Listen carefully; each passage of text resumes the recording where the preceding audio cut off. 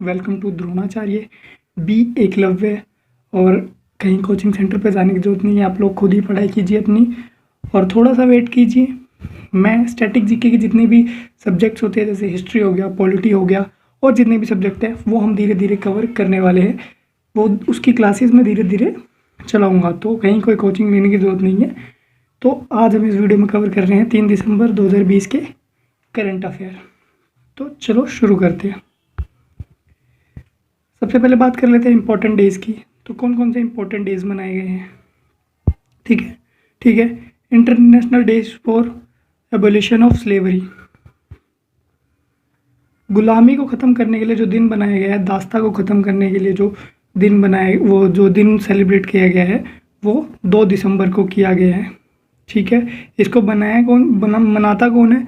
UN general assembly मनाती है। ठीक है, और पहली बार कब मनाया गया था? 1986 में।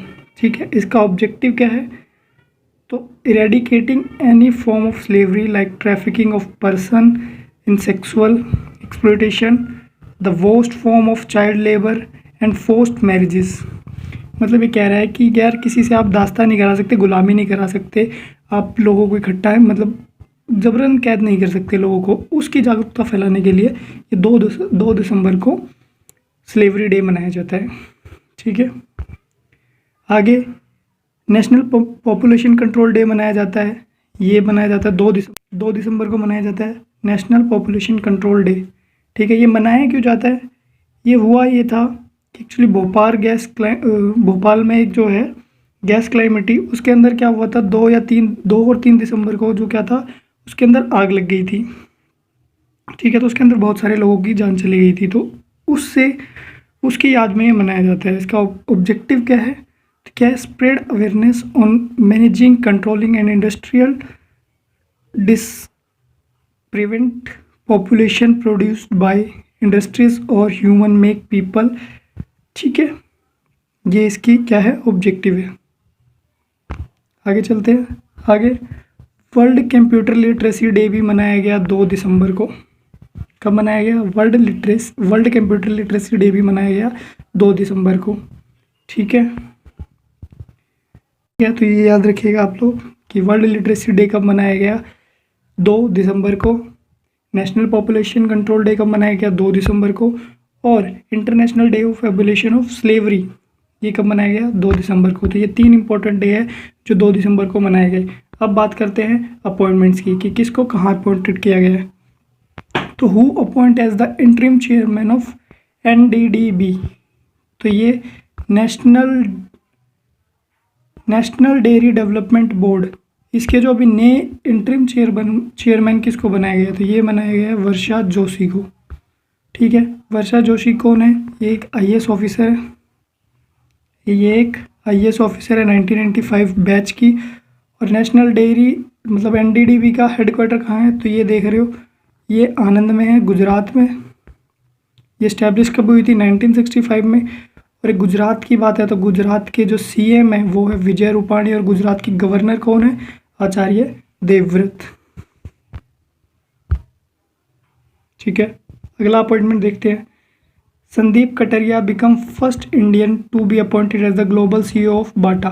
तो बाटा के जो पूरी जो वर्ल्ड में जितने भी बाटा के जो ब्रांचेस है, जितने भी बाटा है, उसका सबका जो CEO बनाया गया है वो संदीप कटरिया को बनाया गया है। और ये पहले भारतीय हैं। इससे पहले संदीप कटरिया क्या रह चुके हैं? वोडाफोन इंडिया में रह चुके हैं CEO। ठीक है, और बाटा की बात करें तो बाटा का जो हेडक्वार्टर है वो स्विट्ज़रलैंड में है। और बाटा की स्टैब्लिशमेंट कब हुई थी? 1984 में। तो AR Rahman appointed BAFTA breakthrough initiative of Indian ambassador. तो ये क्या क्वेश्चन कह रहा है कि जो बाफ्टा इनिशिएटिव चल रहा है उसके जो एम्बेसडर नियुक्त किए गए वो किसको किए गए? AR रहमान को। AR रहमान आपको पता ही होगा यार, ये देखो इंडियन कंपोज़र है AR रहमान, और इनको ऑस्कर भी मिल रखा है। अब कर लेते हैं इनॉग्रेशन, कौन सी कहाँ पे क्या इनॉग्रेट हुआ है। तो हु इनोग्रेटेड फर्स्ट आदि महोत्सव मध्य प्रदेश। तो ये क्वेश्चन कह रहा है कि किसने आदि महोत्सव मध्य प्रदेश का इनोग्रेशन किया है। तो ये इनोग्रेशन किया है हमारे अर्जुन मुंडा ने। ठीक है, ये देख सकते हैं ट्राइबल कम्युनिटी, जो ट्राइबल एंड वेलफेयर मिनिस्ट्री है वो अर्जुन मुंडा ही उसके मिनिस्टर हैं। ठीक है, और ये जो है वर्चुअली आयोजित किया गया है और ये मध्य प्रदेश का है, मध्य प्रदेश में ही आयोजित किया गया है, मध्य प्रदेश में ही आयोजित किया गया है। ठीक है, आदि महोत्सव मध्य प्रदेश, अर्जुन मुंडा ने इसको इनोग्रेट किया है और ये 10 दिनों का फेस्टिवल है। ठीक है, मध्य प्रदेश की बात है तो मध्य प्रदेश के चीफ मिनिस्टर कौन है, शिवराज सिंह चौहान, और जो गवर्नर है वो है आनंदीबेन पटेल, यूपी की भी गई है। और इसकी बात करूँ आदि महोत्सव मध्य प्रदेश की, तो ये ऐसा ही कुछ इनिशिएटिव लॉन्च होने वाला है गुजरात में 11 दिसंबर से, और ये वेस्ट बंगाल में भी होगा। ठीक है, चलिए इस क्वेश्चन से आप लोगों को इतनी जानकारी मिलती है। Who launched India's first indigenous developed 100 octane premium petrol। तो ये कह रहा है कि भारत का स्वदेशी जो है, खुद जो डेवलप किया है भारत ने 100 ऑक्टेन प्रीमियम पेट्रोल, ये किसने लॉन्च किया है। मैं शायद PDF गलत बन गई है तो यहाँ से देख लेना आप लोग। ये जो लॉन्च किया गया है, जो इंडिया का खुद का जो पेट्रोल है 100 ऑक्टेन, ये लॉन्च किया है union minister for petrol and natural gases. इसके जो मिनिस्टर है वो कौन है, धर्मेंद्र प्रधान, इन्होंने इसको लॉन्च किया है। तो ये आप लोग याद रखिएगा। और इसको बनाया किसने है, तो ये Indian oil research and development ने बनाया है, IORD, Indian oil research and development, इसने क्या करा है, इसको बनाया है। अब चाइल्ड फ्रेंडली पुलिस स्टेशन कहाँ के लॉन्च किया गया है, पुणे में लॉन्च किया गया है। एक ऐसा पुलिस स्टेशन जो बच्चों के लिए फ्रेंडली हो, वो लॉन्च किया गया है पुणे में।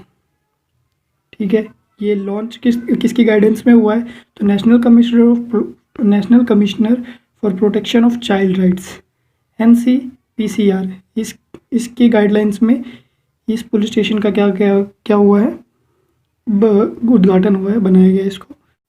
ठीक है, अब बात करें पुणे की, तो पुणे कहाँ पे है, महाराष्ट्र में। महाराष्ट्र के जो CM है वो कौन है, उद्धव ठाकरे, और जो गवर्नर है वो है भगत सिंह कोश्यारी। रामायण क्रूज सर्विस कहाँ शुरू हुई है, रामायण क्रूज सर्विस शुरू हुई है भाई साहब जो सरयू नदी है उसमें ये रामायण क्रूज सर्विस शुरू की है। अभी आपने न्यूज़ में भी देखा होगा, PM मोदी भी गए थे। तो ये शुरू हुई है सरयू नदी में, और सरयू नदी कहाँ है, यूपी में।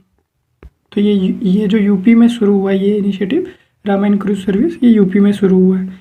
यूपी के जो CM कौन है, योगी आदित्यनाथ, गवर्नर कौन है, आनंदीबेन पटेल। ठीक है, यूपी की कैपिटल क्या है, लखनऊ। लखनऊ कौन सी नदी के किनारे बसा हुआ है, गोमती। ठीक है, चलो आगे देखते हैं। HAL delivers cryogenic propellant tank to ISRO. तो HAL, हिंदुस्तान एरोनॉटिक्स लिमिटेड, इसने क्या करा है, इसरो को, इंडियन स्पेस रिसर्च ऑर्गेनाइजेशन, इसको क्या करा गया है, ये दिए हैं, ये प्रोपेलेंट टैंक दिए हैं। ठीक है, तो हिंदुस्तान एरोनॉटिक लिमिटेड ने इसरो को दिए हैं, ये टैंक दिए हैं। अब ये टैंकों के नाम देख सकते हैं। ठीक है, C-32 और LH-2 ये दिए। अब हिंदुस्तान एरोनॉटिक्स लिमिटेड का हेडक्वार्टर कहाँ है, तो ये है बेंगलुरु में, और इसरो का हेडक्वार्टर भी कहाँ है, बेंगलुरु में। और इसरो के जो अभी हेड है वो K Sivan। ठीक है, K, इसको आप शॉर्ट में याद कर लेना, K Sivan। ठीक है, ये थे आज के हमारे करंट अफेयर। होप सो अगर आप लोगों को अच्छा लगा हो, नॉलेज मिली हो, सब्सक्राइब कर देना और लाइक कर देना और शेयर कर देना, ताकि और लोगों को भी बाकी लोगों से अलग नॉलेज मिल सके। तो थैंक यू वेरी मच।